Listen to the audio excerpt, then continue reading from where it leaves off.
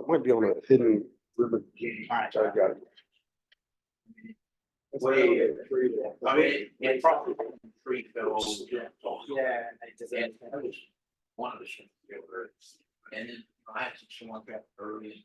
Then, like in town, they're a little behind like the country, just. All right, let's get this show on the road, guys. Welcome.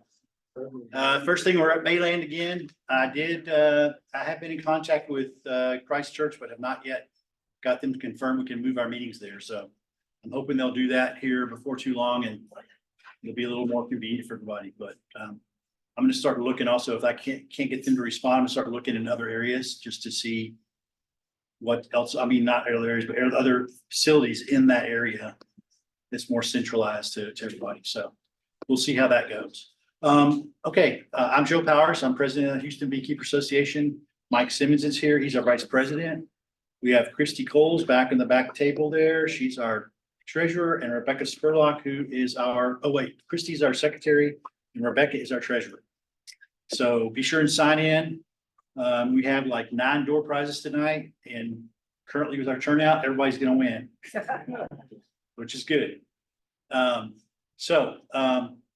program tonight is going to be Mike Simmons. He's going to talk first. He's going to talk about controlling diseases in your hives, which is a big deal. Getting the bees in the hive is fun and exciting the first time you do it, but as it turns out, after you've done it, you find out, as April just did, that it's kind of easy to do. It's not that hard after all, but keeping your hive alive for more than 1 year, that's the real trick to beekeeping. And what Mike's going to be talking about tonight is going to go a long way to helping you understand that. Mike started beekeeping, I think in 2009 with a couple of top bar hives. And then by 2013, he had a bunch of hives and was doing Thrive apiaries, which he now has like over 50 hives and sells nukes and queens even. So he's come a long way in only 15 years. So it's a pretty rapid pace of growth, which is great. So we have 2 upcoming events y'all need to know about, to remember about. The one is the Honeybee Jubilee. That is on May 4th in New Ulm. And it's just kind of an all-day thing about bees. They have music, I think, and food and stuff out there. So it's just kind of a fun thing to do. And then I want to say it's June 15th. I'm not positive of the date, but that's going to be the summer bee clinic for the Texas Beekeeper Association, which is a really good program to go to. That you can get 8 hours of beekeeping class, call it, which is equivalent to 8 of our meetings, which is practically the entire year, all in one day. So for $100 or $120, whatever it is, you can get a lot of information. So they have a track for new beekeepers, a track for existing, more experienced beekeepers and intermediates and all that. So it's great. So Where is that? that is in Allen, Texas, which I'm pretty sure is up near Dallas and Fort Worth. So, Yeah, that's the summer clinic's great. all right, Mike, turn it over to you. I'm not screwed the thing up. I was trying to make sure the thing was being shared. I don't know. Oh yeah, I'll come and share my screen then. You might want to double check, make sure I get set up. Yeah. So just a quick agenda, did the announcements already. We'll cover bee health with fat bees, honeybee diseases, honeybee pests, and then we'll do door prizes, and that'll be the meeting. Before we get started on the actual presentation, I got something totally off topic. But this just reminded me, yesterday I was sweating to death in my bee yard. These are great investment. These are neck fans. They're kind of goofy looking, but they work really well. These are the 2 different kinds I've seen on Amazon. They're like $20. They last about an hour on high speed. This one to me moves more air and it works better. It's noisier. The bees don't like it as much. This one's a lot quieter, but it doesn't move as much air. This is the bladeless version. But these are a great investment. And then if you're doing like me and you're in the bee yard sometimes for 4 or 5 hours at a time, an ice vest is a great investment. And then you should always have water when you go to the bee yard this time of year, because that's probably the #1 injury. It's either people doing removals, falling off ladders, or people having a heat stroke. They get injured from beekeeping. Okay, I don't know what you do to me, Mike. I'm getting it. There we go. I'm a Microsoft Teams person, not a Yeah. Zoom guy. Okay. Johnny, show me scared here. Now, Next slide, whenever you're ready. yeah, We only got like 50 slides. I know. For some reason, You need to get AI computer help. I mean, Yeah, hey Siri, next slide. physical help is so slow. yeah, well, he's pretty good. He's pretty useless, really. There it goes. Okay. Resume slideshow. Slideshow.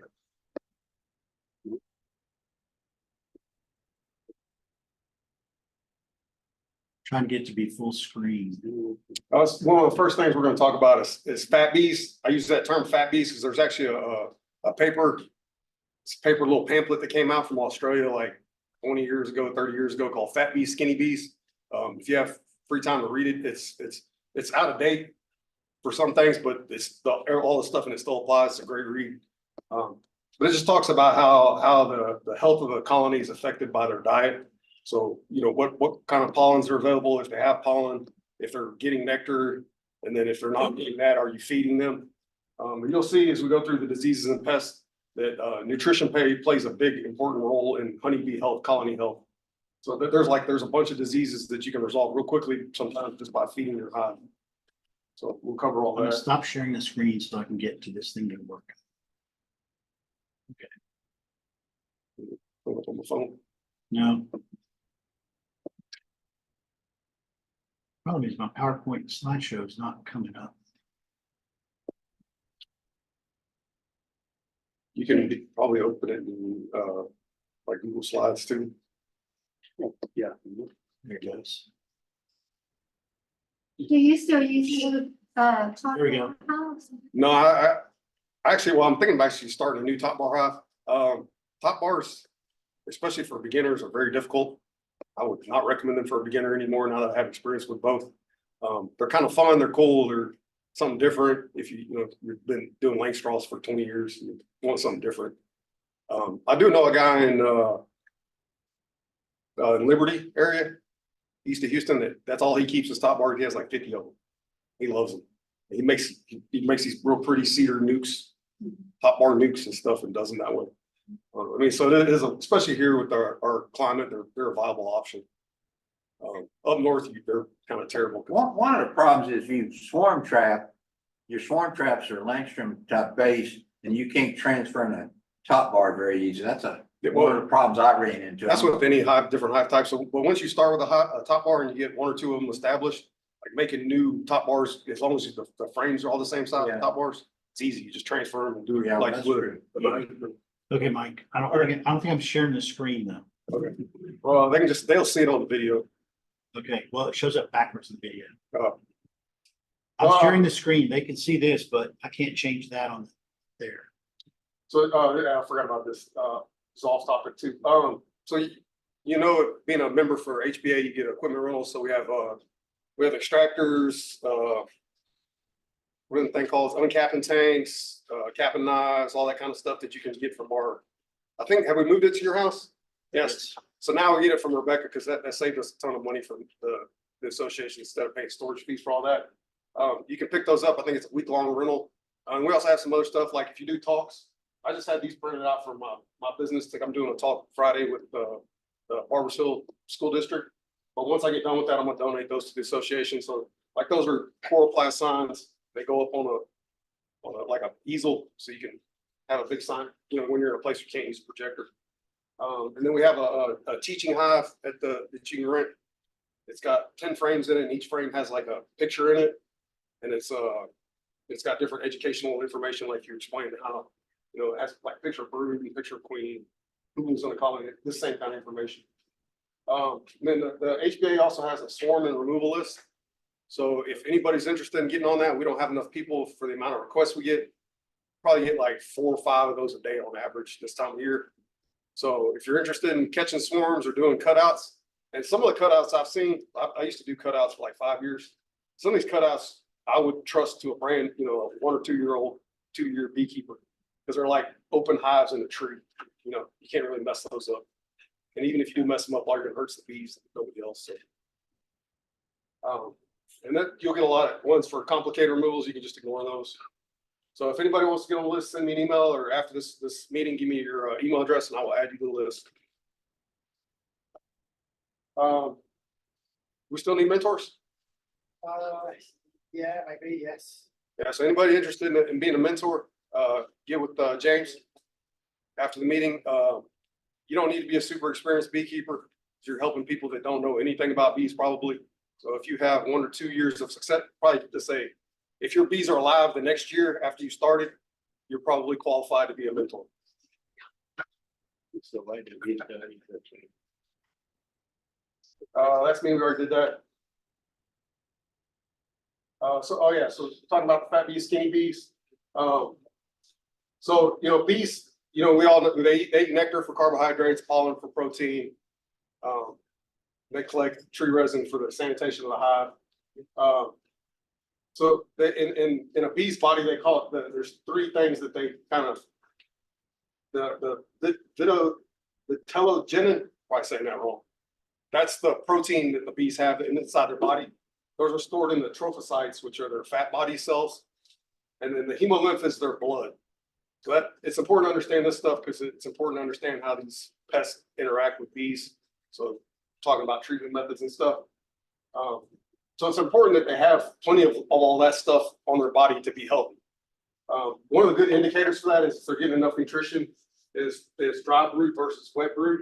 So when you pull a frame of open brood, if all the larvae look like this and they're all wet, they're probably getting plenty of nutrition.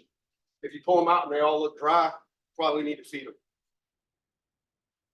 And that also affects their health, their lifelong health is how much nutrition they receive during development. It's like if you ever do queen rearing, that's like the #1 thing queen rearers do is feed the bejesus out of their starter colonies. So that even if they're in the middle of honey flow, they'll put pollen patties and sugar water on them. There's also some real interesting stuff about the hygienic effects of feeding beyond just general health. Bob Benny has a real interesting talk on YouTube if you get free time to look at it. And the show goes through how when they store nectar and stuff, it creates hydrogen peroxide in the hive, so it helps with hive health. Okay. So these are all the diseases that affect bees that we know of. American foul brood, European foul brood, those are both bacterial. Chalk brood, which is a fungus. Sac brood, which is viral.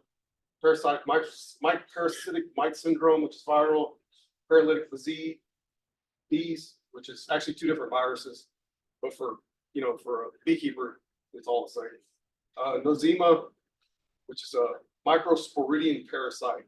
Had to Google that one. How many of these have you actually seen? So I've seen all these except for, I've seen all these except for American foul brood. And then deformed wing virus or viral. We'll cover each one in a little bit more detail. Not that I'll ever have one, but the new queen. Yeah, we're gonna talk about that. Okay. So American foul brood, this is the worst thing that can happen to you is for you to get American foul brood. There is no treatment method for it once you have it. They do have, it just came out, I think, last year. So you can order queens now that are vaccinated. So I looked, the vaccination rate is like 30 to 50% success. So it's not 100% bullet, but it's better than. So almost all hives have AFB spores in them. That's one of the reasons you can't treat for AFB and get rid of the bacteria, because it's a spore forming bacteria. So once it forms spores in hives, they're always going to be in there. So if the levels are really low, the bees are fine. If the levels spores get too high, all you can do is destroy the hive and the equipment. They do make field test kits. So if you think you might have it, there's 2 ways to test for it. There's the old school method, which is called the rope test. Take like a matchstick or a toothpick and you stick it in an infected cell because the brood turns into like mush. And you pull it out, and depending on how it strings out, it's either EFB or AFB, European foul brood or AFB, which makes a big difference.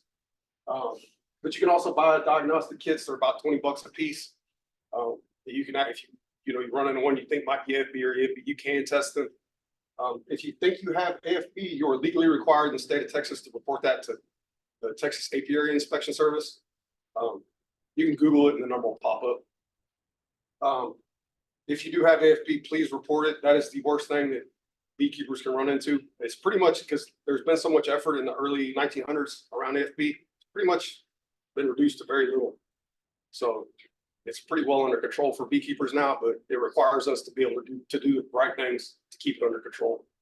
Such as, nobody wants to burn a hive, a $200 hive, and then their bees that they've had for 5 years. But that's what you have to do.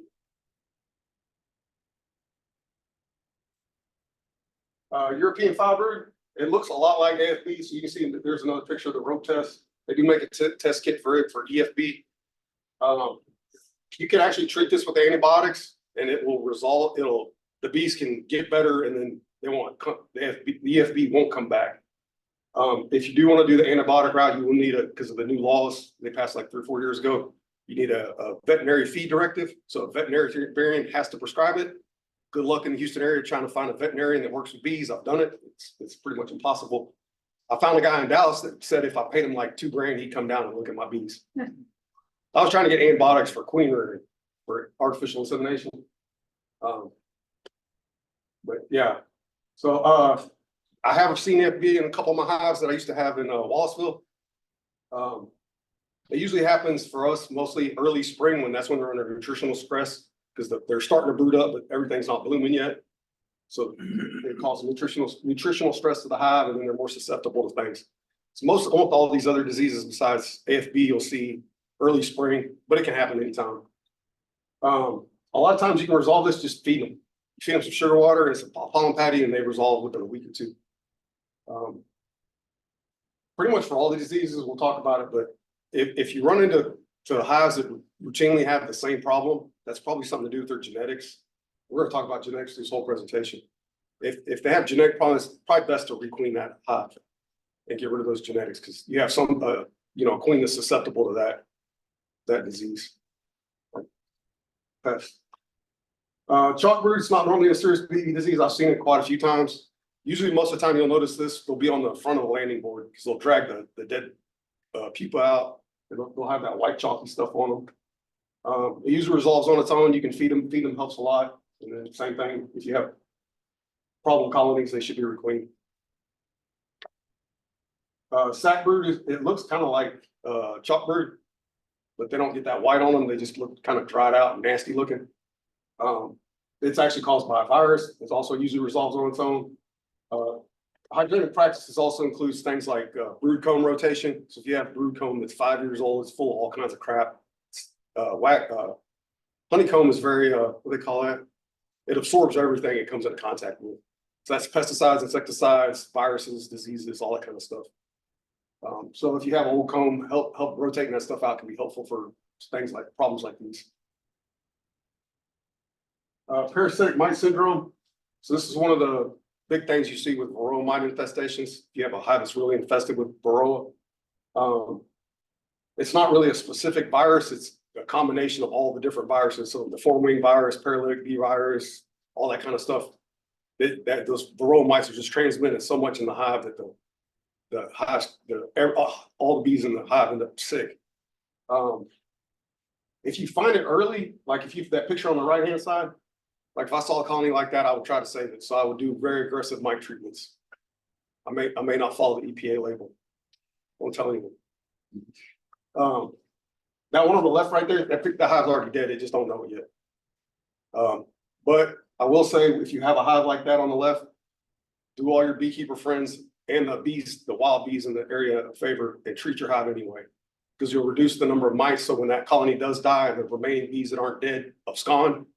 It won't be such a mite bomb to your neighbors. Paralytic bees. So I don't even know if they've identified this exact virus, but it just causes the bees to become paralyzed.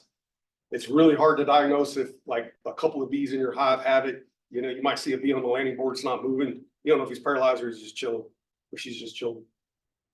Usually by the time you notice you have a problem with this virus, like you'll see a bunch of them, it's probably too late.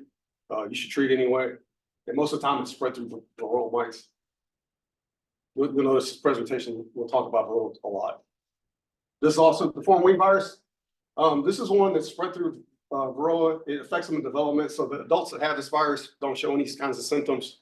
But if they get it during the pupation, when they're pupating, they'll be malformed and they'll have weird wings that look like that and they die real quick. If they get it while they're still an open brood, but they won't even make it through development, they'll die before they hatch.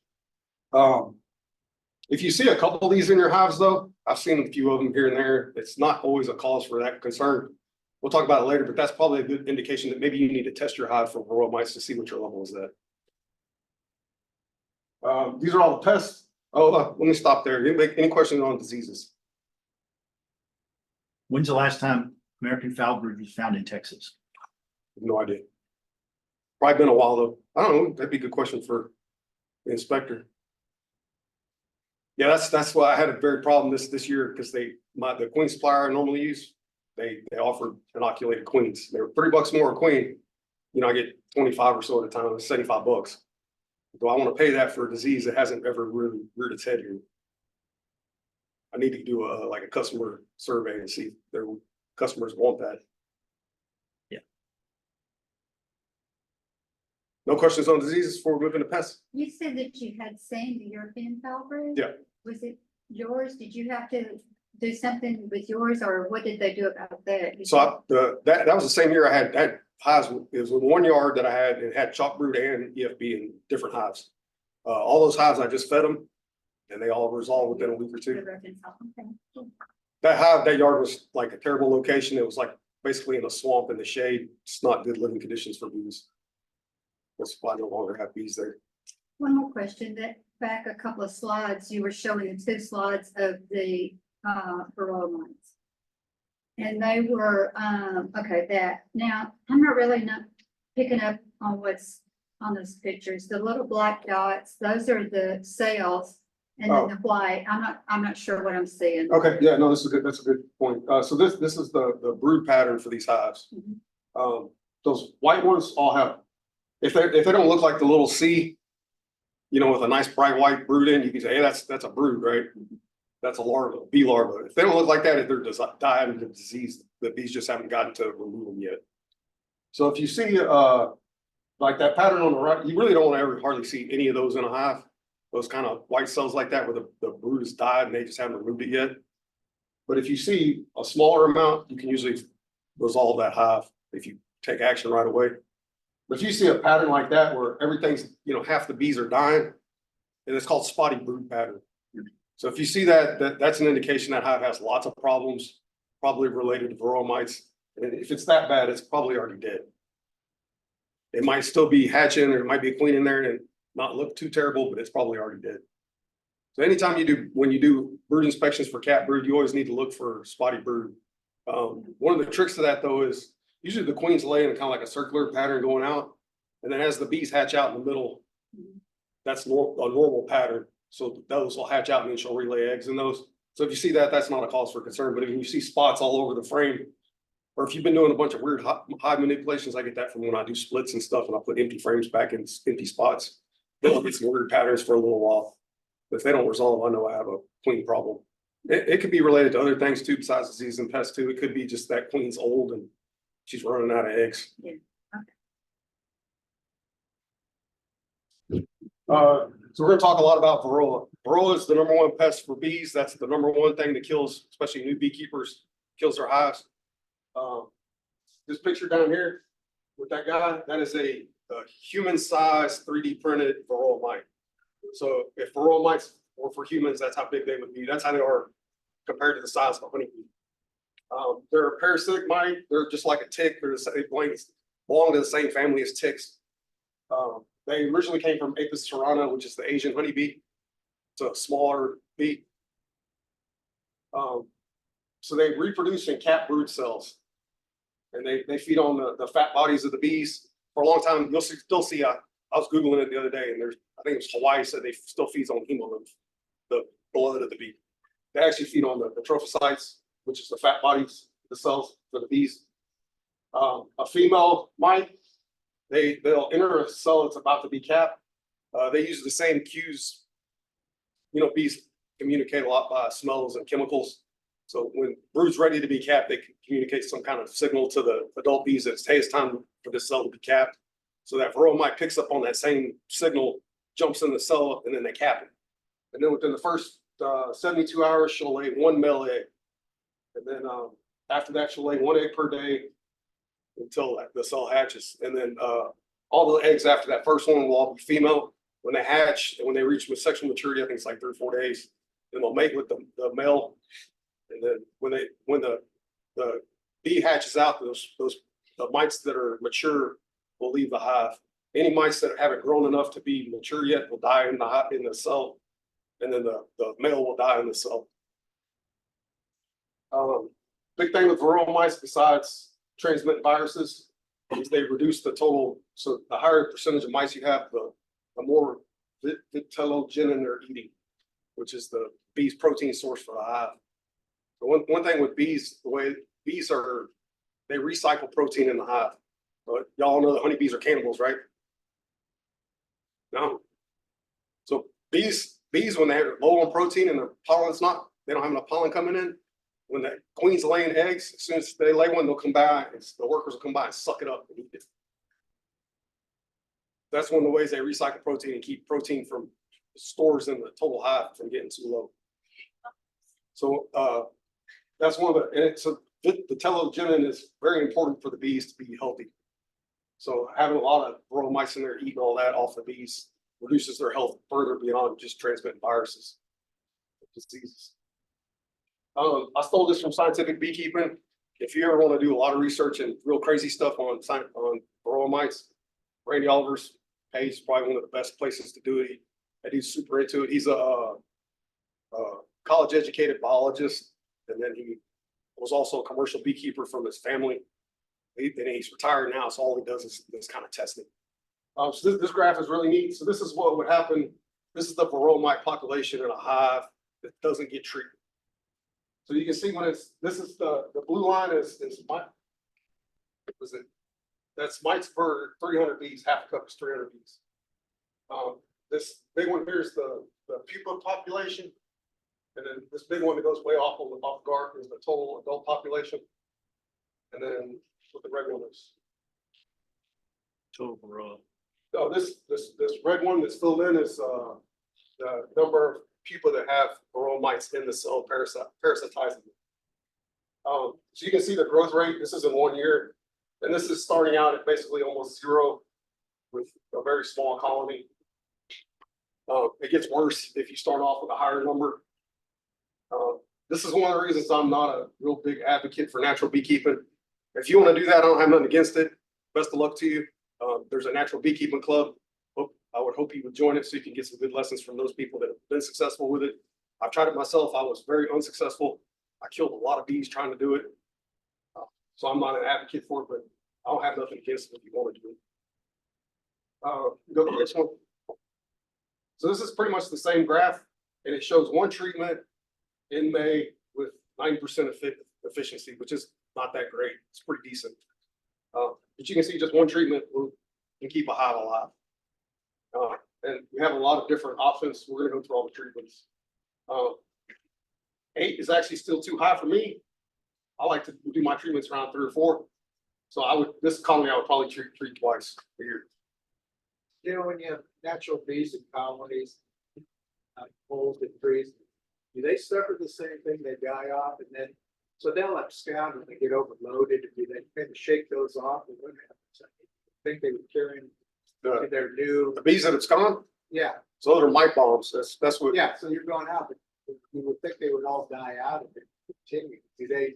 So most of those have phoretic mites on them, so they're not parasitized during their development. So they live shorter lives than a normal bee, but they're still alive. So what they do is they carry those mite. You know, we all have mite drift if you have multiple hives. Yeah. So bees go from one hive to another hive, they can get in. Yeah. I mean, there's the general, they keep them out, but one forager showing up at the front door with groceries in his honey sack, they're going to let her in. So what happens is you end up with, if your neighbor isn't treating for mites and half their colonies die and all the bees that didn't die leave, abscond, they're coming inside your colonies. They're bringing all the mites with them. But you would think if these mites are sort of reproduce, like you kill everything. So they kind of know, it's like, I've seen them from Scotland, they get over the bike. And so do they, somehow are they shedding some of the mites before they go? You think they take them just with them? Do they just? They take them all with them. All the mice that are phoretic on those bees. How you think really high would have them? Yeah, we'll let them in. Well, I know they let. I mean, you show up to my door with groceries, I'm gonna come Kill on. them all out. Yeah, Randy Oliver, actually, if you get on his website, Scientific Beekeeping, he's done some research on bee drift and mite bombs.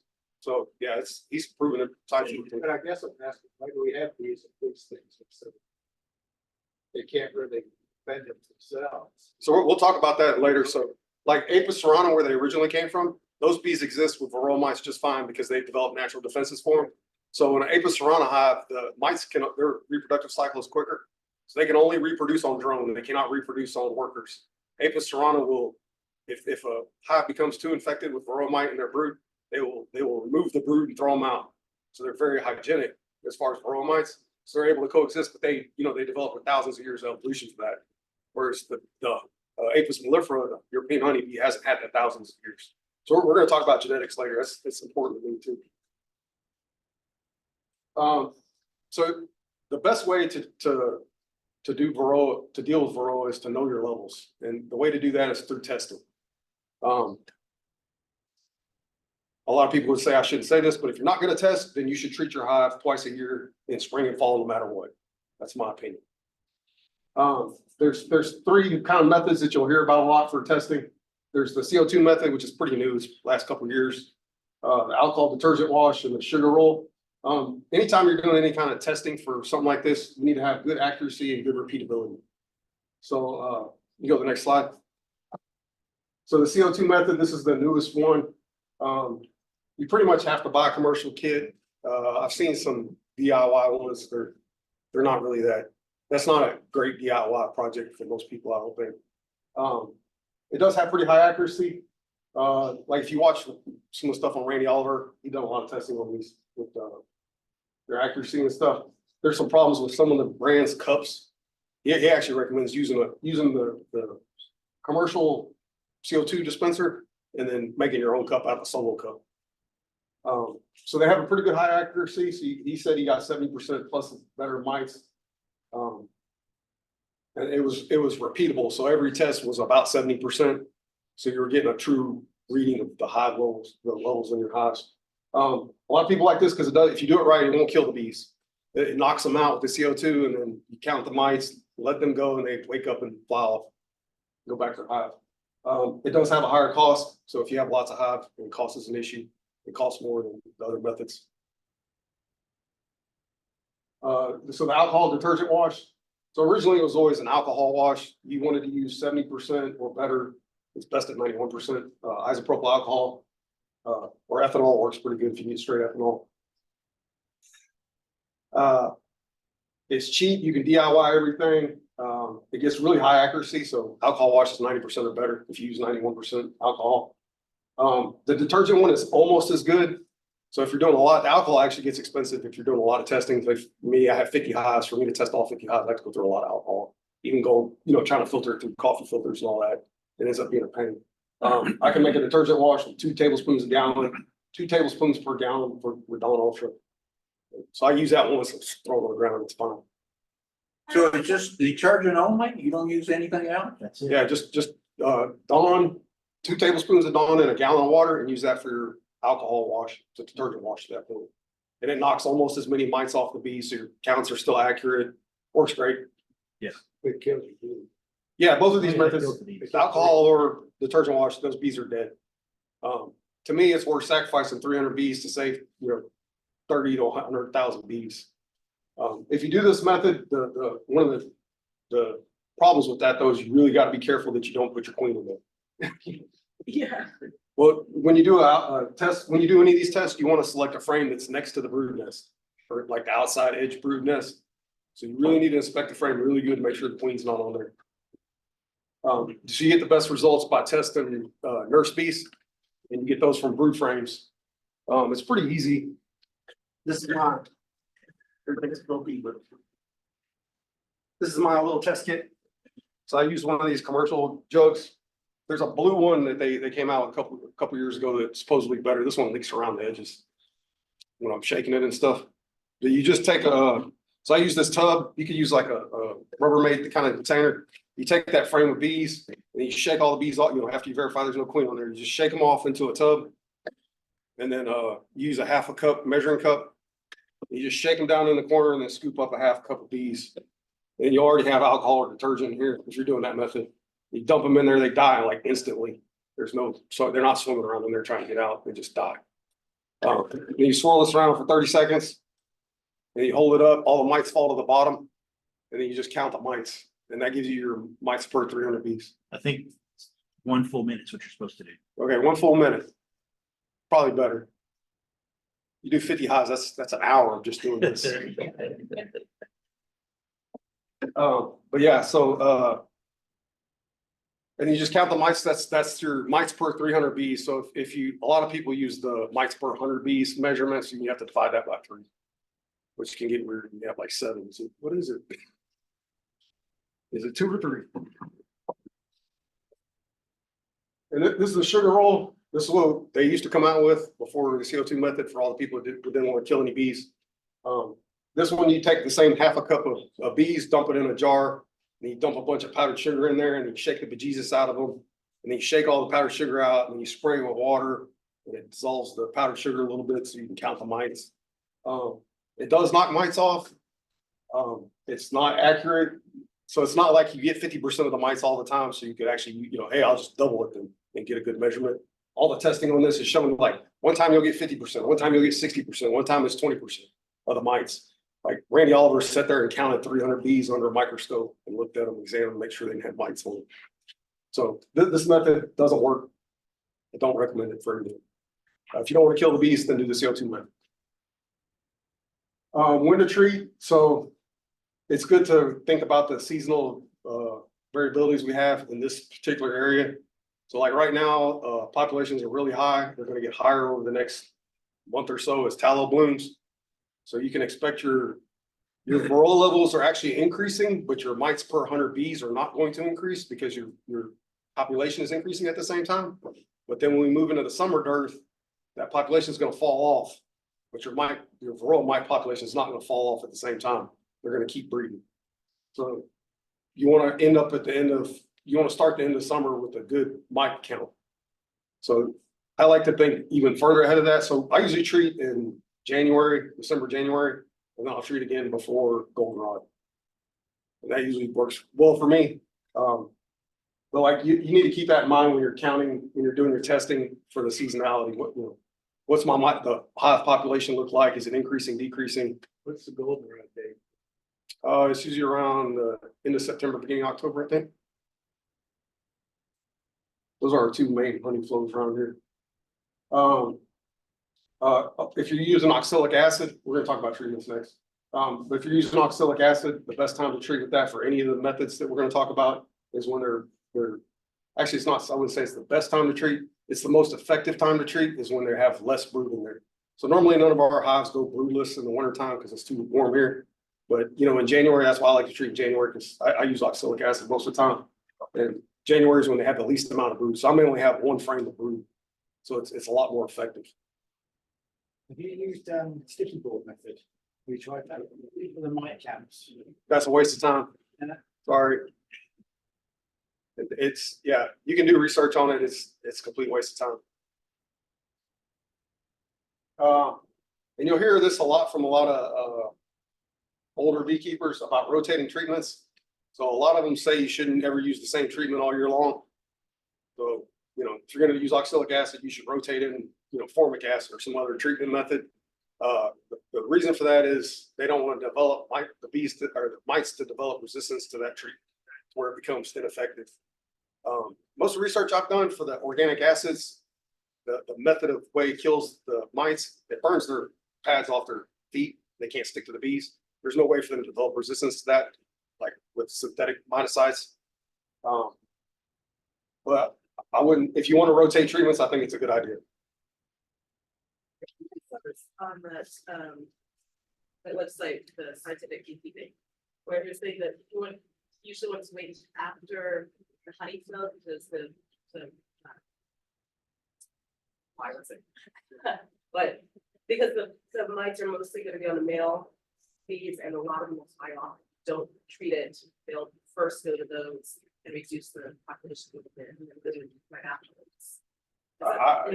I'm not familiar with that from Randy Oliver. So varroa mites do prefer to breed in, drone cells. Because drones take longer to develop. It's with 24 days instead of 21 days. So they can be more successful in a drone cell versus a worker cell. Yeah, I mean, I pretty much I haven't ran across anything on Randy Oliver's website where I've been like, nah, he don't know what he's talking about. Removing drone cells and freezing. Yeah, we're gonna talk about that for treatment methods. All right, next one. So there's, I guess, 4 main treatment avenues. You can use synthetic miticides, which are synthetic chemicals. You can use essential oils, the acids, and then there's some non-chemical controls. We'll talk about those. Some of them actually work. So for synthetic chemicals, those are the 3 primary ones you can still buy right now: Apivar, Apistan, and Checkmate Plus. Essential oils are Apigard, Apivar Life, Apple Life VAR. The acids are those are all different versions of formic acid, oxalic acid, except for that HopGuard 3-1. That's some weird stuff from hops that they make here with. And then the non-chemical controls are different. You know, a lot of times back in the day used to call it IPM strategies, integrated pest management. I haven't seen that term too much lately. So we're gonna talk about synthetic chemicals first. So Apivar, the main ingredients, amitraz. It's been around for 30 years. It's a 42-day to 56-day treatment. They come on these little strips down here. You can't use it with honey supers. You can't use it more than twice a year.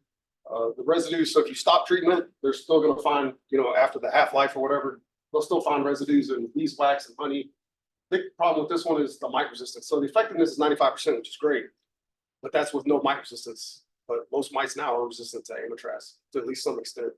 I've actually heard quite a bit anecdotally around this area that still works. Apivar. Can we go back one screen? Let me take a picture. Back one.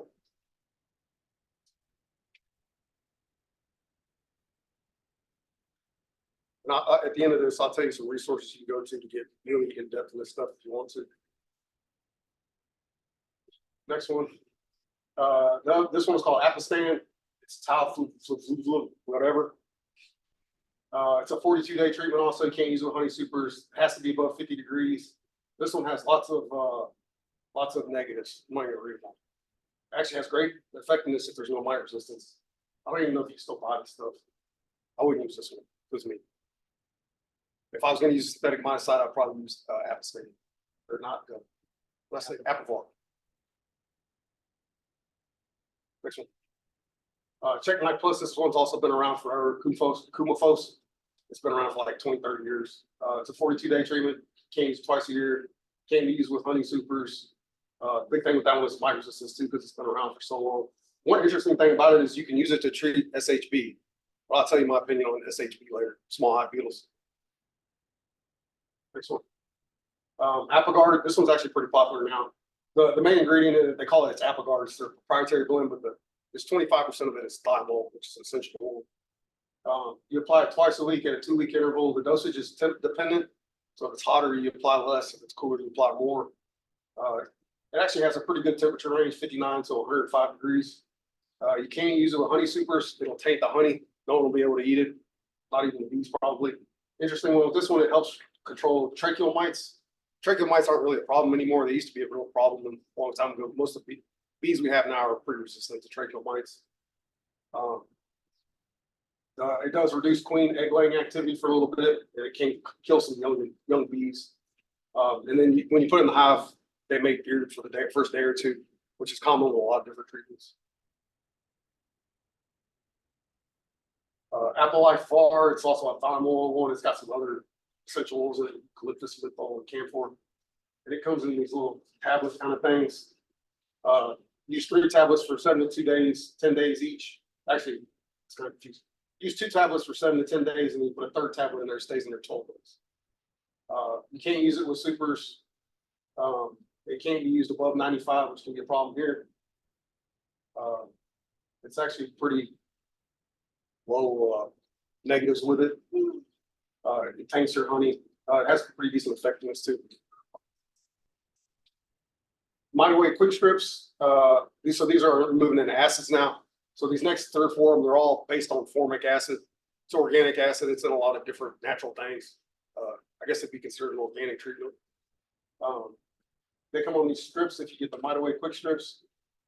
All these ones we've talked about so far, all these commercial versions. If you only have 2 or 3 hives, it's not that big a deal because they're $10 a piece. Once you get above 4 or 5 hives, all these commercial treatments start getting really expensive. You put strips in for 7 days, replace after 14 days for a total of 21 days. You use different amount of strips depending on how many hives, how many brood chambers you have. You can use this with supers, which is interesting. Some formic acid treatments you can use with supers and some you can't. So if you want to be compliant with EPA label on it, you have to read it. The big thing with all the formic acid ones is they're very temperature dependent, which is a problem here because one day it's 39 degrees, the next day it's 110. So this one requires a temperature range of 50 to 85. Once you get above 90 degrees, 90-ish degrees on these formic acid ones, they cause a lot of damage to your hive, and a lot of times they'll kill your queen. So that's one of the negatives they list is queen loss, brood mortality, bee breeding. It has pretty good effectiveness, but it's a big range because of the temperature dependence on it. Formic Pro is just another version of formic acid. It comes on these little pads. It's pretty much the same thing. Formic acid, this is the DIY version. This is actually a pretty cheap treatment. You can get that jug for like $50, half a gallon, which will last. It'll last me 50 hives for a year or 2 at least. A couple treatments. You can't use it more than twice a year. This one you cannot use with supers though. It's got the same temperature restrictions. It also has the same negative effects. It can kill lots of bees and kill your queen if it gets too hot and you put too much in there. How do you apply? Huh? How do you apply this? So this one you measure it out with a syringe, like a catheter syringe, and you'll put it on a pad. So you could use like a cellulose pad, like when we talk about OA later, or you could use I saw this one because this one's a DIY kind of method. There's a lot of different people say, I'll do it this way and it works great. So some people say they put it on a paper towel and then just put it in there and it does it real quick. To me, that would worry me about queen loss. So this is my favorite one, oxalic acid. I've been using this for years. That's what it looks like. It's oxalic acid dihydrate. You can get it a couple different ways. So this is the lab grade stuff that I buy. I get it's like a 5 kilo sack, like $50 in it. I kill a lot of mice with that. For smaller people, you can get this on Amazon. It's wood bleach is the common name of it. This is actually, you're not supposed to use this in your house just for legal things, but it's like 99% oxalic acid, same thing as in that. You just set that in the bottom? What's that? You just set it in the bottom of the hive? No, I'm gonna go with it. So there's 2 EPA approved methods for application. There's the dribble method or the sublimation method. Also, you'll see it's actually sublimation, but you'll see it referred to a lot as vaporization. So you can use it with supers on. Oxalic acid by itself is actually pretty dangerous for the applicator. So we'll talk a little bit about PPE and safety with it. But if you do the things you need to be safe, it's pretty easy to use. And I mean, I've been using it for 15 years. I never had any incidents with it. So the dribble method is you're going to mix it with sugar water and then you put it in a syringe. I can't remember the dosage rates exactly. 5 milliliters, 50 milliliters per hive, 5 milliliters each. Yes. You can get these on Amazon pretty cheap. They're called catheter syringes. These are 60 cc ones. I guess a cc is the same as a milliliter. No, it's milliliters. Yeah. Don't buy these. Buy the milliliters. 60 is milliliters. It is. Is it the same? The cubic centimeters. Milliliter CC is the same. Okay. So yeah, you get 50 milliliters and then you put 5 milliliters in each seam of bees. So that's in between the frames. That's the dribble method. Anytime if you want to decide you want to do the dribble method, you just Google the instructions. Randy Aller has good instructions on his website, Scientific Beekeeping. I will say if you're going to do the dribble method before you do it, mix up the sugar water without putting oxalic acid in it. And then get you a thing and then practice doing about 5 in each scene on an empty hive. So that you get a good, I've heard that it can, hurt your queen if you like douse her in it. So that's probably something you want to practice a little bit before you do it. They do make some little devices that do 5 milliliters exactly. But to me, it's not worth the money.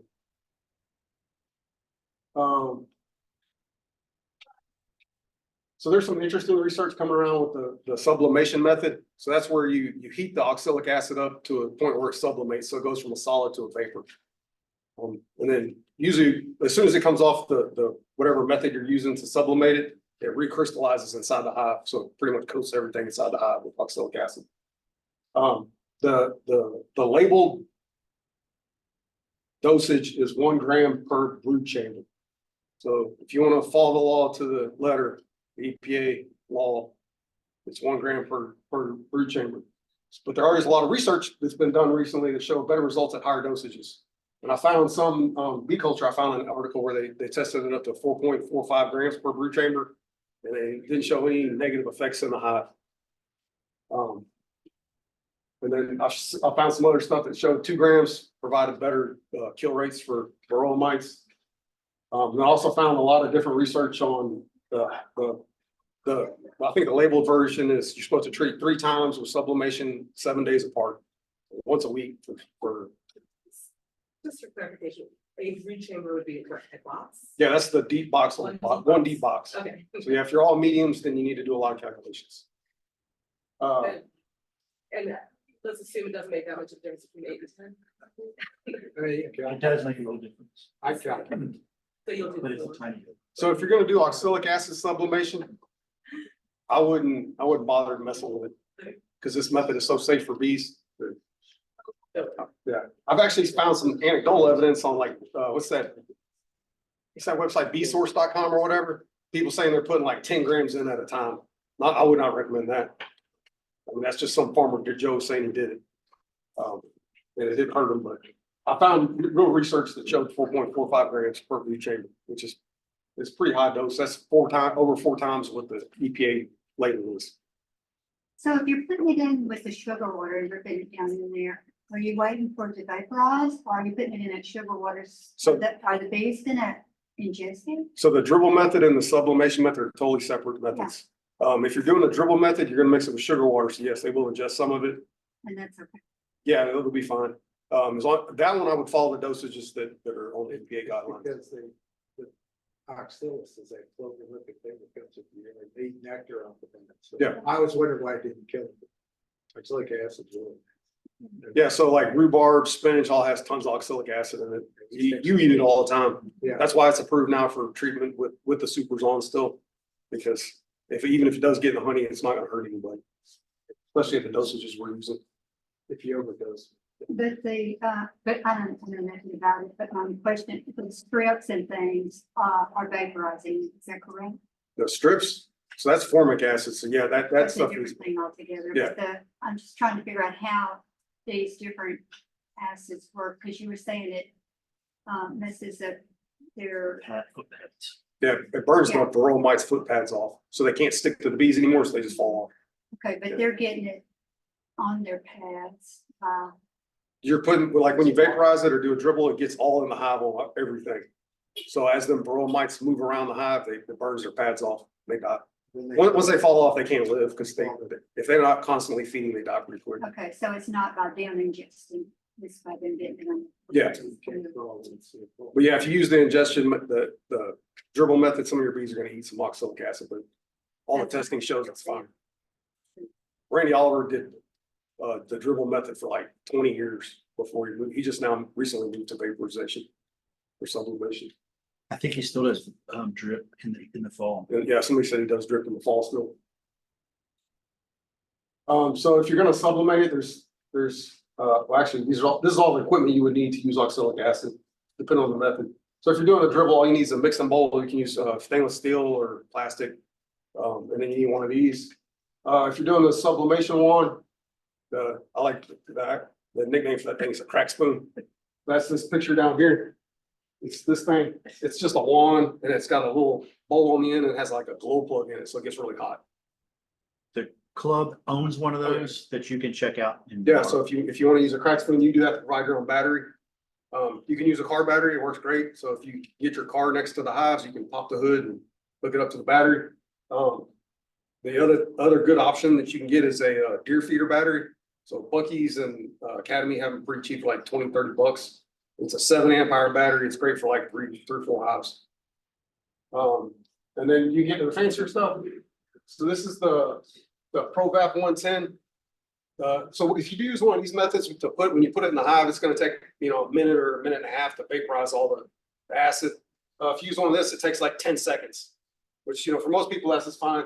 If you're doing like 10, 15, 20 hives, the ProVap 110 or the new one they got that are battery powered.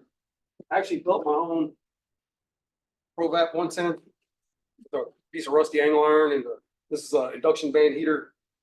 Then I actually had to machine this out of Teflon. And then it's got a thermostat control, and it's just a relay switch, pretty simple. The ProVap 110, I don't know, I guess they're cheaper now, so they're 200 bucks. Yeah. Yeah, when they first came out, they were like $500. I'm like, I ain't paying that. They're crazy. I know what that's in on that thing. And then you have the what's that? Lorop bees. I'm gonna pull it out. James has a super fancy one. They make these for DeWalt and I think Milwaukee batteries. Yeah. So it works the same way the ProVap does. It's just battery powered, which is very convenient. Yeah, that thing's pretty pricey. It does look fancy though. That. What's nice about this one is the difference is between that is you just have this and you basically just I have like this is all the oxalic acid. So you just have to just push this in there and you adjust it. There's like a little adjuster stopper there. You adjust it to what dosage you want to do, push it in there, push it in the top, and then basically when you say what was it 445, just to eject it, then you just press that. And when you press that, it pushes the plunger, pushes the oxalic acid into the hot pan, and then it just comes out. And then 10 seconds later, it's back up to temperature again. How much takes 10 seconds to heat back up? Pretty much. You can do quite a few. And this little nozzle here is just for the my hives. Just because that nozzle gets very hot. It's okay on the wood hives, but if you have any my hives, it helps. Yes, you got plastic hives. Yes, but the reason why I got this was because battery power. It meant that if your hive's in the middle of a field somewhere, you're going to carry a battery for. Yeah, so like with mine, I take a 800-watt generator. I got one of those tailgate generators. If you're using the vaporization method, any one of these methods, when you do use it, you need to be very concerned with safety. If you breathe that stuff in, it can scar your lungs permanently. There ain't no fixing that.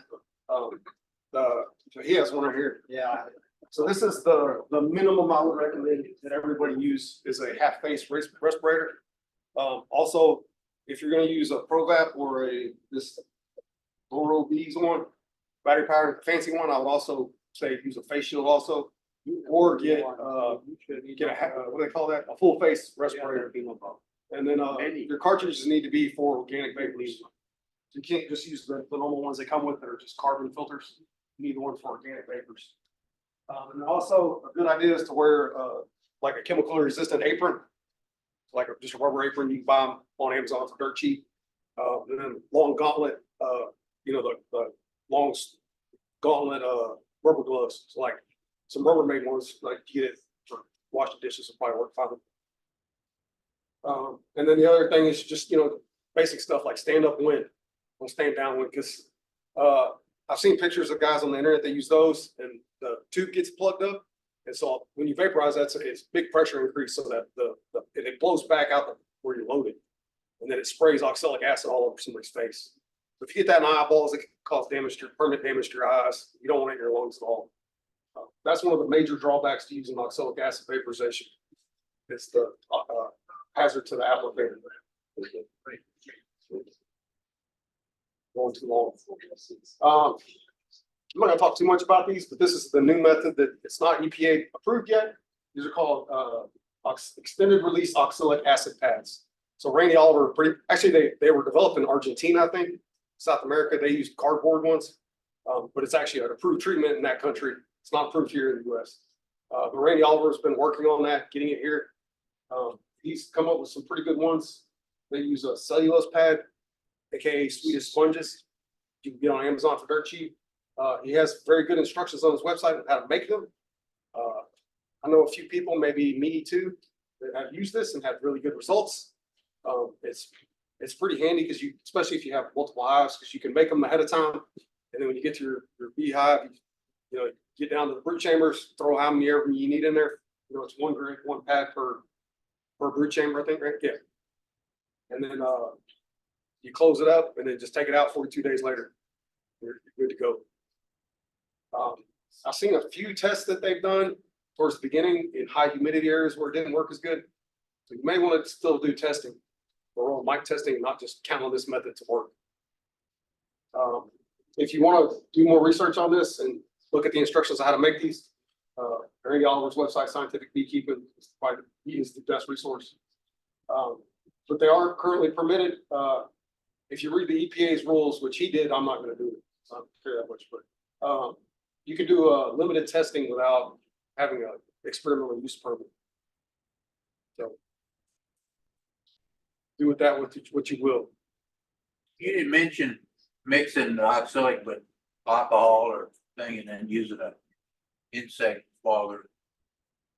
That's not an approved method, and I've never heard any good research on that shows it works well. That's the only reason I didn't cover it. But this, the oxen, Yeah. you mix that with vegetable boost, and then you just soak the pads in it, you put the Yeah, pads so- on, it's really easy. Yeah, the basic way to make this stuff is you get, I think it's like 1-to-1 ratio. It's 50, By weight, yeah. yeah, by weight, and it's 50 grams of oxalic acid per hive. You have to heat the glycerin up to like 160 degrees-ish. So what you're saying is only the sublimation with oxalic is, and on pads is approved. Yeah, that's approved, and the dribble method is approved. Okay. This method is approved for experimenting. No. Yeah. Each individual person that's doing the experimentation needs to have an experimental use permit by the EPA. But if you're only testing a couple hives, you don't need that experimental use permit. What Randy Oliver says. If you get caught by the EPA, blame Randy Oliver. I still haven't met the bee police. Been keeping bees for 15 years. I haven't. I mean, I met the chief inspector. What was our old one? She was really nice. Wrangle? Is that Dr. Wrangle? Yeah, Julie Wrangle. Yeah, Julie Wrangle. I met her once, so I guess I didn't need to be police, but I was there. That was only because I was doing the Texas Master Beekeeper exam. So I'll let you do with that what you want. I do think it's a great method. I think in the next couple of years, we'll see that on a commercial thing. If you're really concerned about cost, this does cost more than the sublimation because you're using a lot more silic acid. But it's still cheap. It's still way cheaper than any of the other commercial available methods. This is Hot Guard 3. If anybody uses this, I'd love to hear how it worked for them. I'm thinking about using, I'm either going to use this or the Formic Pro, also in addition to oxalic acid. But it's made from potassium salt of hops beta acids. But it's made from the hop. Somehow they get that out of the hops plants, flowers that they make beer with. So it's a 2-week treatment. You can do it up to 4 times a year. You can do it with the supers on. I guess it's corrosive, so you need to wear. You see the picture he's wearing rubber gloves. There's not a lot of data on this for efficacy. That's why I'd love to hear some anecdotal reports if anybody uses it. The company claims they get 75% to 95% efficiency, which is pretty good. Is there a temperature range I don't think so. It didn't say. that you can use in the summer? Yeah, which would be great. That's one of the big problems with formic acid. So if you have high nights in the summer, you can't use formic acid. But you can use thermal. Yeah, Till no, 105 degrees. yeah, 105, but it gets over that sometimes here. I know, but the bees keep the hive below that. That's true, yeah. That doesn't kill bees. That's what the company claims it doesn't. They wouldn't still be selling it, but. kill See, yeah, bees. they are on Hot Guard 3, so they had 2 versions before this Hot Guard, the original Hot Guard and Hot Guard 2. So they've been refining it. Yeah. Somebody's buying it and keeping them in business. Most likely. So these are your natural strategies. Some of these actually work pretty well, and some of them are actually beneficial to you in other ways beyond just, controlling for varroa. So you got your screen bottom board. That one doesn't work. I hate screen bottom boards. If you like screen bottom boards, great for you. I can't stand them. I have so many other problems and they don't work for varroa either. So they've done a lot of testing on them. They don't help for varroa at all. And if it does help at all, it's not statistically significant. And then I run into all kinds of other management issues when I tried to use them before. I had one, actually, I still have a couple of them. I had one that had a hive that was four boxes tall, 2 deeps and 2 mediums. And it had a plant that grew all, like a weed that grew all the way to the top of the box through the screen bottom board. And then bees don't like screen bottom boards either. They're very unnatural to, if you ever read any of Tom Seeley's book, Dr. Tom Seeley, one of his books, what bees prefer to live in, screen bottom board ain't it. Don't you put a regular bottom board in your screen? You can, yeah. Then why don't you just have a solid bottom board? Well, you can. Anyway, let's not talk too much about screen bottom boards, but as far as varroa control, they don't work. Sanitation, comb management, so, comb culling, that works to help keep the hive healthy. It doesn't really work for varroa management. So drone cell comb culling, that actually works. So, it's not, you're not gonna get 90% efficacy with it, but you might get 5 or 10%. So this is a drone cell frame. You can buy these from all the bee suppliers. They're green, so that you know that they're just for drone cells. So the basic idea is you throw it in there, the queen lays drone eggs in it. You pull it out after 2 weeks and then freeze it. That kills everything in there. It kills the bees, the mites. You put it back in there, the bees clean all the dead brood out, and then she goes and lays it again. And you pull it out and it, freeze it again and kill all the varroa mite. Some of the problems with drone comb is that they're not going to make drones at only at certain times of year. So, you're not getting any drones in December. So if you want to do help with your mice, you're not going to get that. So having hives in sunny sites and good area with drainage, doing things to reduce drift. So I'm actually the worst at that. I keep all my hives 2 inches apart, so I get a lot of drift. There's other little things you can do. Like I actually started painting geometric symbols on the front of my hives in different colors. So that helps the bees identify which hive is theirs. I've actually found it better too if I have queens that I lose a queen, I'm more likely to get the mated queen back. One that really works really well is brood interruption. So there's 2 different ways you can do that. A couple different ways. You can let them swarm naturally. That interrupts the brood cycle. So if there's no brood there, there's nothing for the varroa to reproduce on. You can cage the queen in the hive. So you can you make a little square out of number 8 hardware cloth and you cage the queen onto a frame and just leave her in there for a week. The bees will take care of her with her attendants. She can't lay but a few eggs. If you do it over cap comb, she can't lay any. Or you can requeen the hive. So, if you pull the whole queen out, smash her and then put a caged queen in there, you have 3 or 4 days at least of no egg laying, probably longer. And then if you requeen with like queen cells, then you're going to get a week or 2 of no egg laying. So that reduces varroa populations pretty good. So those are all the natural strategies I can find that actually have worked. And the big thing I want to talk about is genetics. So I'm of the opinion that all beekeepers should be demanding that their queen suppliers and bee suppliers have something to do with genetics with their bees, where they're reducing varroa mites. So we have a bunch of new testing methods, like this year or last year. I think it was this year. There's a commercially available, what do they call that? Forgot the name of it. So what they do is they chemically simulated what dead brood smells like, or sick brood, and you can test your hives now. Queen breeder, this is something a queen breeder would do. They can chemically test their hive to see how well those bees react to sick brood. So whether they're cleaning those cells out and getting rid of the dead stuff, or how hygienic they are. So there's a lot of stuff queen breeders can do. And then there's a lot of different programs, like the Poline program that they had with the USDA, where they came up with Poline queens. That was a program for varroa mite resistant bees. The Russian bee, all the Russian bees were brought in here for varroa resistance. Purdue ankle biters, the bee weaver queens. Bee weaver queens are actually pretty mite resistant in my experience. I kept them for 6 or 7 years. But since we're as beekeepers, we're not allowing natural evolution to take place with our bees. So I think it's in my opinion that beekeepers have a responsibility to demand genetics that queen breeders are producing bees that are increasing in mite resistance. That's the only way they're ever going to become mite resistant, is by queen breeders. And then you also get a lot of other benefits with good genetics as far as honey production, you know, how much propolis is in the hive, that kind of stuff. So we should all pray real quick that we never see these in our lifetimes. So this is called the tropolalaps mite. In this picture up here, so these are your regular varroa mites that we're all used to and hate. And then this is the tropolalaps mite. Currently, it's only in Asia, so they're not here at all. They have a similar feeding and development to varroa, so the way they breed and do things with varroa mites. Another trick to them, the reason we don't have them here so far is because they can only survive on adult bees for 3 days. So for them to actually get to another, you know, like America's where we're separated by an ocean, they would have to cross on comb that had brood in it. They do have a way faster growth rate than varroa. So I think it's like a week-long development cycle, and then one goes in and then 4 come out. And that repeats every week. So your growth rate is way more exponential than with varroa. They're just as damaging, actually they're probably more damaging to hives than varroa.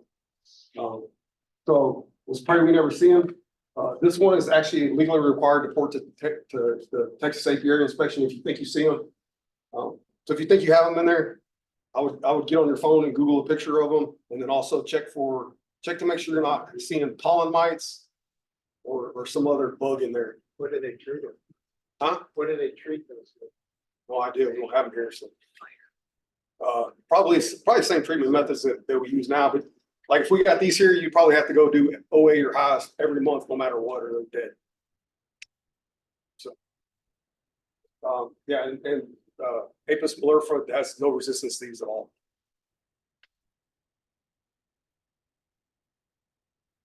So some of the other problems people talk about, you know, small hive beetle. The best thing you can do to treat for those, keep your hives strong and keep them in full sun, and they'll be fine. Small hive beetles do not destroy hives. They don't kill bees. If you do want to do some trapping, I'm not going to say you shouldn't do it because it doesn't hurt, except for that Swift one. I had to kill a queen once. There's couple different things. They have these CDK. It actually used to be just regular old CD cases. You mix a little pollen with some pollen patty with boric acid.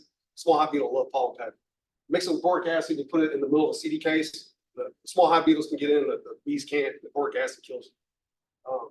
They make cool little traps now that are commercially available on like Amazon. Then most people are real familiar with these wool traps. You just put wool in them, and beetles go in there and drown in the wool. Bees can't get in. A lot of people like Swiffer sheets. You can get those on Amazon. They got some off-brand ones that are pretty cheap. Throw those in there, and the small hive beetle gets stuck to them. They always kill a few bees. I had a queen die in one once. Open my hive. I'm like, there's my queen. Great. Another thing, I actually like this for other reasons. You can put diatomaceous earth around your hive. If you're not familiar with diatomaceous earth, it's made out of prehistoric little diatoms that died and fossilized. But you put they're real sharp. So what they do is they get in between the exoskeletons of any bugs and kill the bug by dehydration.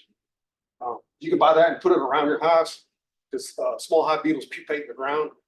The only thing with diatomaceous for really to work with small hive beetle, you probably have to apply it very frequently, like every 2 weeks. You don't put it inside your hive? If it comes into contact with bees, it will kill the bees too. Because I swore up at that one seminar, that's what they had in the hive. Well, you can put it in the hive beetle traps. Yeah. The problem is if you do that and you do like I do and you're like not always that careful, you spill it, you can kill your bees. So the oil, the bees don't like the oil and it takes them a while to clean off themselves so they won't like wipe out the hive. But that diatomaceous earth can wipe out a bunch of bees. So I had a yard that had a bad tick problem, just regular old, tick. Everybody hates ticks, right? So I put diatomaceous earth, killed all the ticks. I hadn't had ticks there in like 2 years. I don't know if it was off with diatomaceous earth or what. It worked good for me. So if you want to use it, just make sure your bees don't come in contact with it because it will kill your bees too. As long as they don't come in contact with it, it's fine and it's a natural product. Wax moth treatment, same thing. Strong hives and full sunlight and space management. Wax moths and small hive beetles are cleanup crews. So if you open your hive and it's full of wax moth and small hive beetle, that's not what killed your hive. That's what's cleaning up the dead hive. So it's probably varroa mites or they starved to death or something like that. But the small hive beetle and wax moth are just cleaning up. Wax moth, they do damage your wood equipment. So they will leave little pit marks in your frames and your boxes. Once you accumulate so many, once you kill 3 or 4 hives in the same box and they get eaten up by wax moth, you must throw the frames in the trash.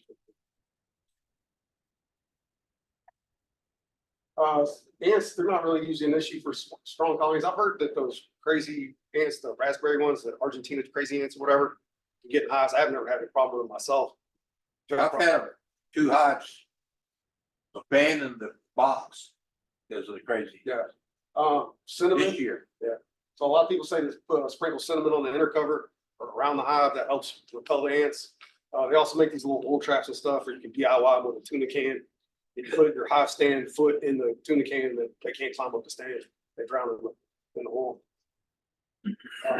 There's a couple different options for that. Mice, I've never really had an issue with mice getting into my hives that are alive. Just had ones that got dead out so the winter. I quit being I'm not a beekeeper during hunt season, so sometimes I go back to, I have like dead out or at the end of hunt season, and there's mice in there. But if you do have a problem with, they make exclusionary entrances, they work great. That's what they use up north. I guess when the bees are clustered that tight during the freezing sub-zero winters up north, the mice get in there. Skunks aren't going to kill your hive, but what they do, if you get a skunk that's visiting your hive every night, your bees will become very defensive, even if they're nice bees. So you may have a hive that's thinks becoming Africanized or something. It's just because the skunk's coming by every night, bugging the hell out of them. So what the skunk will do is they'll knock on the front door, bees come out, it'll roll them around with their palm and then eat them. The easiest way to fix that is just to get your hive off the ground about a foot or 2. What happens then, the skunk has to go on its hind legs, put its feet up, and then the bees can actually sting it here. So I get stung a few times, and it's like it ain't worth the effort. And then coming soon is bears. So in my lifetime, we'll probably have to deal with bears. So there's a lot of bears already in like East Texas, and they're steadily moving west. There's bears in Del Rio area. They're steadily moving east. So eventually, especially like you have a farm out in the middle of nowhere, I'm out in kind of country, so I'll probably have to deal with bears eventually. And that'll have to be its own separate topic. There's a lot of really good, these are the best resources I can find. Be Aware is run by the Australian government. They're a little crazy, they're the ones destroying every hive in the country because they got varroa mites now. They're a little extreme, I guess, but the website's great. There's a lot of great information on it. Honeybeehealthcoalition.org, that's a great website. That's where I got most of this information on the different treatment methods. They have a very good tool called the treatment method decision tool or something like that. It's great. Like it'll help you based on what your goals are and what your problems are. It'll help you decide the best treatment for your hives. Scientific beekeeping, I talked about that the whole presentation. Yes, a ton of good information. And I wasn't doing this on purpose, but the Texas one is actually getting pretty good now. They have a pretty good amount of information on it. It used to be terrible. So, but somebody's been making good improvements on it.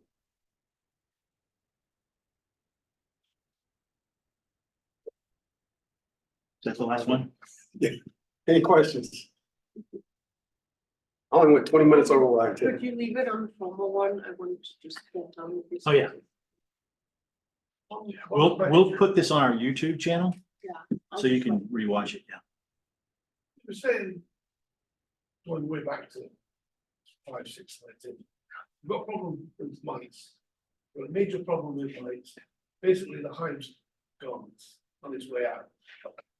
Treat so that when they abscond, will drop level. It'll be better to just terminate the hive.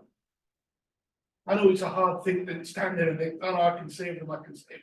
Yeah, I mean, you could just throw a black crack When you plastic. test, I mean, if you test and suddenly you've got, I don't know, 50, 60 mites per 100, you're gonna be better off just, Yeah, you could euthanize the hive. yeah.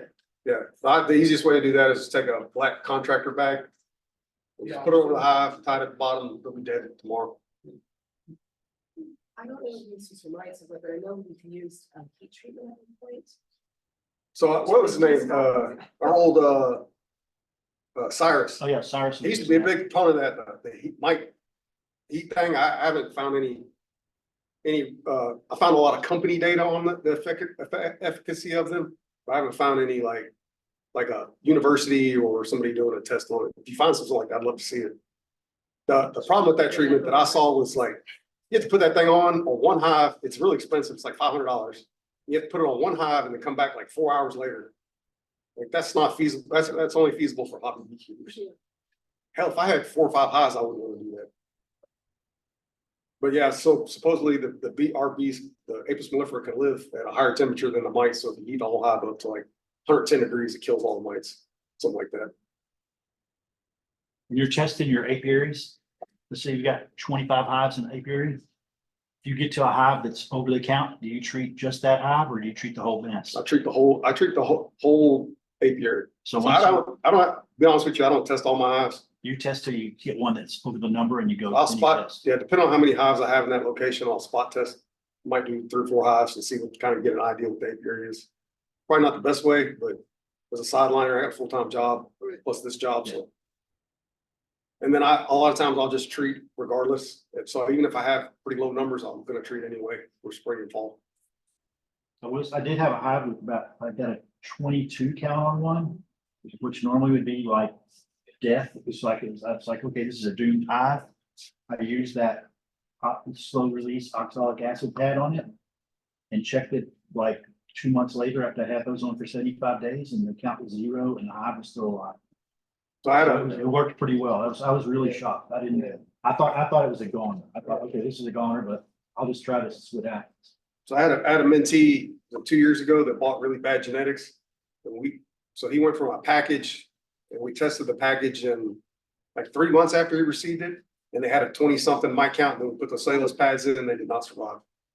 Mixed results, but Yeah. so a lot of that You might don't be know. genetics. That's why I will always say that people should be after good genetics. Okay. I've had 2 of my hives go queenless and I don't really know why. I mean, what's your thought on?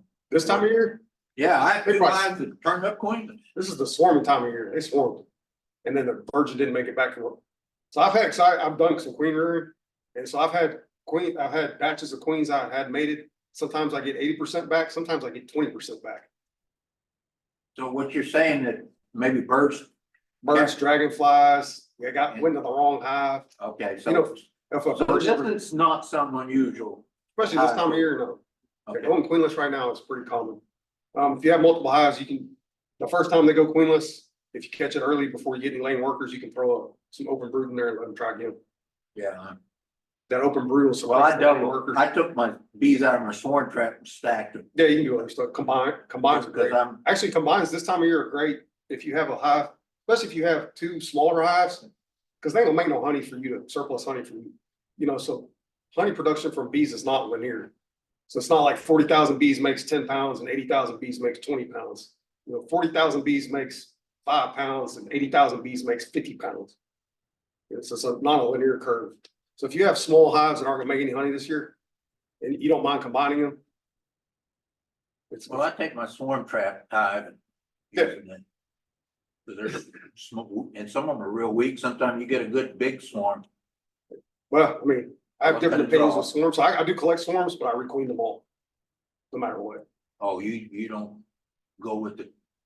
Well, hell, that's the queen I'm using to requeen my hive. I might use a swarm to keep an empty hive, half dead hive alive for a little while until I can requeen her, but they've already demonstrated a quality that I don't want to have. They swarmed.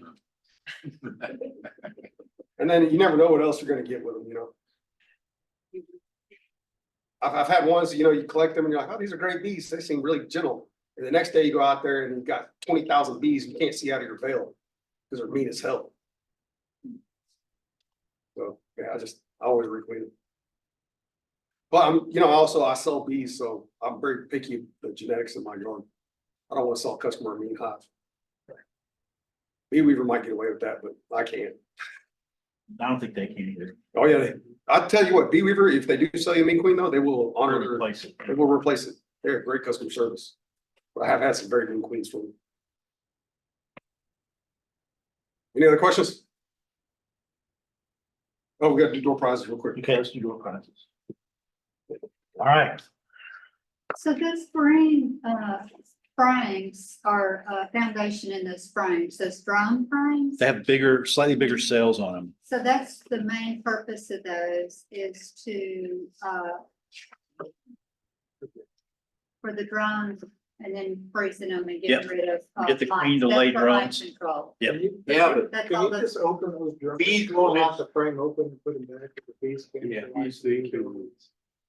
I don't know. Just 'cause you got a The only way I've drone ever frame heard it don't done mean is you bees freeze build it. drone cells on, they go on another cell, I've read I that. found it, so. You just, That would be a lot of work. there's no guarantee. Yeah, but you just hit 'em with the. Because it's not much work to put in the freezer. You just, what you do, you put the drone frame in the freezer. You close that door, you open the other door, you can get a beer out and then sit around and drink the beer and wait till the drones are dead. and put it back. They say 24 hours. I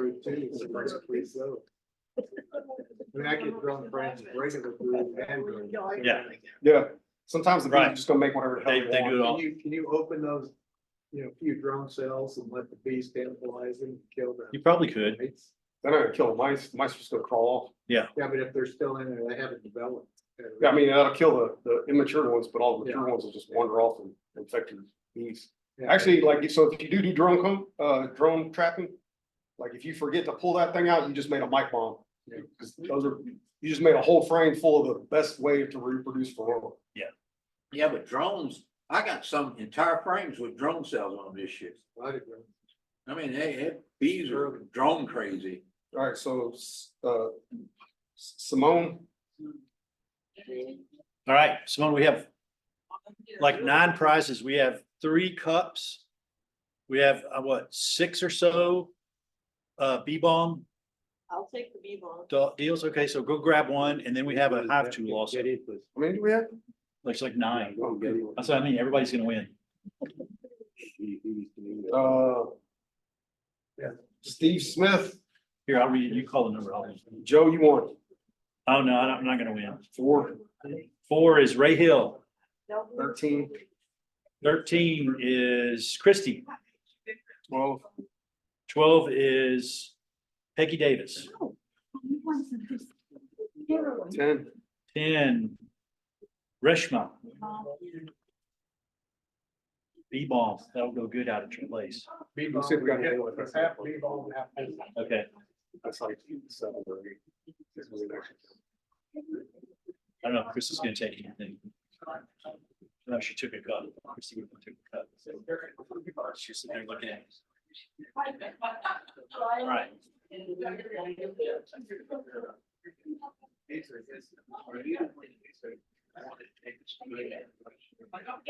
Actually, Looks like there's 1, 2, 3 more left. you won twice.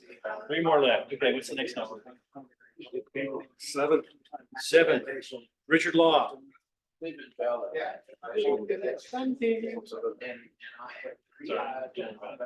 17. Simone.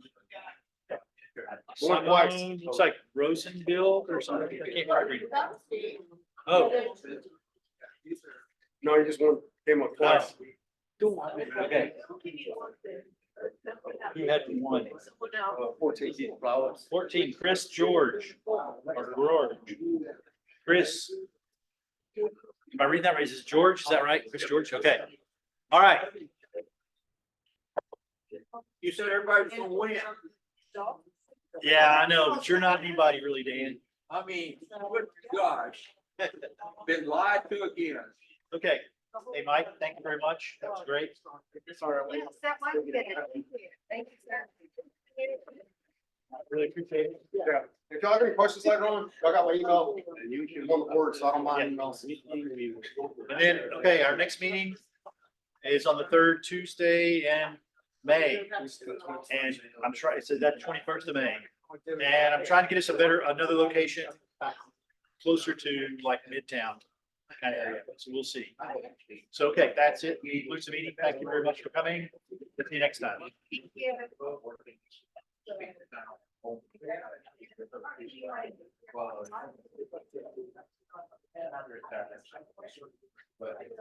I realize.